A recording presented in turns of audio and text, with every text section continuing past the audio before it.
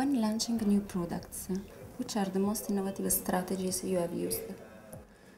Well, it hasn't changed much over time, and when launching a product I think that depending upon the newness of the product, if you're an entrepreneurial company, I always say, number one is everything starts small. Get small wins. We call it a beachhead strategy, and that is that you sort of develop a niche market. And even if you're a big company, you could think of products, almost all new designs in fashion start in some segment of the marketplace and then move to a broader market. Almost all products start that way. They start as sort of small niche markets and then move across the spectrum. Once you've learned how to make it successful, then that becomes the platform for others. So understanding what that segment and what your product and what the pricing is and who are the reference channels and what are the various elements that make that particular niche tick. Michael Porter says that every industry and every marketplace has an infrastructure that makes it tick. And if you want to be successful, you have to understand that infrastructure. And it may be different in Korea or China or India or the United States or Italy, France, and it increasingly is different. And so you have to have people who really understand that niche infrastructure. And then you begin small and build big. Whereas if you begin big, only very few companies can succeed because scaling, supporting, servicing, and understanding that product requires a lot of infrastructure. The second thing I think is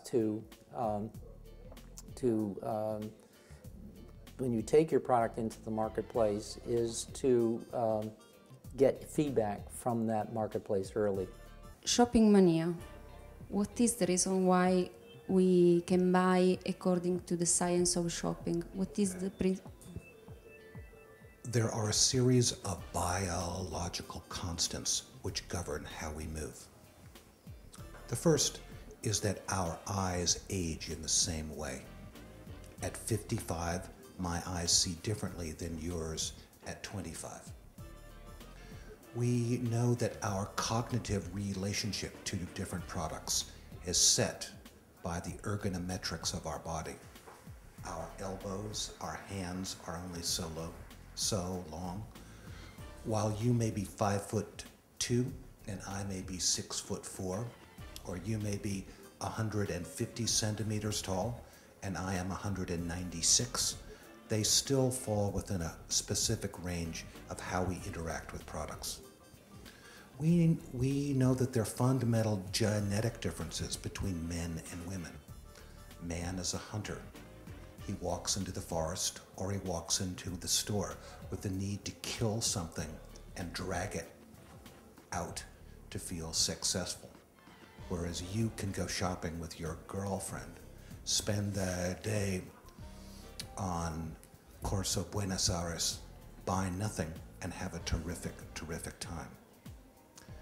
We know that there are biological constants that govern how we move, and dividing those constants into the physical settings at which we shop is an essential part of shopping mania.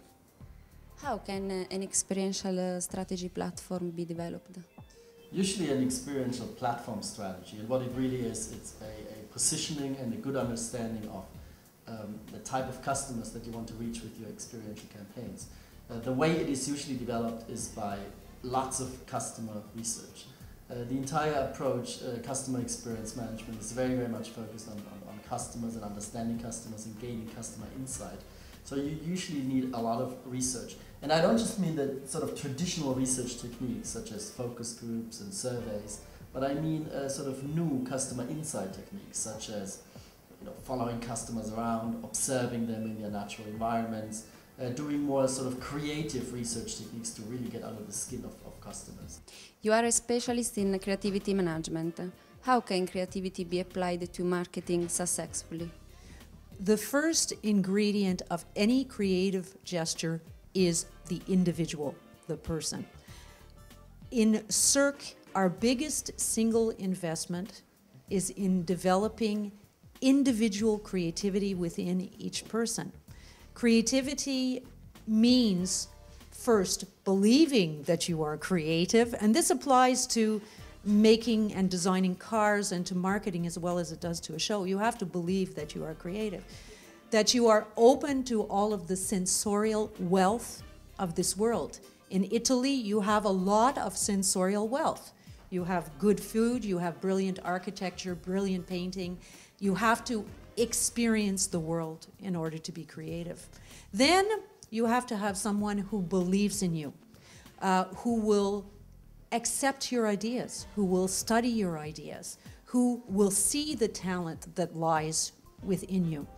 And that person will put you together in a team of other people who are like you, who are intelligent and creative, and let you work on your ideas and sharing those ideas together. We call this a nurturing environment, an environment that allows you to take risks, an environment that allows you to make some mistakes, not failure, make some mistakes and correct them in order to move forward, an environment that will offer you all that the world has to offer you in terms of stimulation, a world that will accept that we live in a very multicultural society and that there is richness that is to be found in every part of this world and people coming from different places, and also in listening to what your customers need the most. Not necessarily giving them what they think they need, but giving them more than what they need. Do do da do do da da.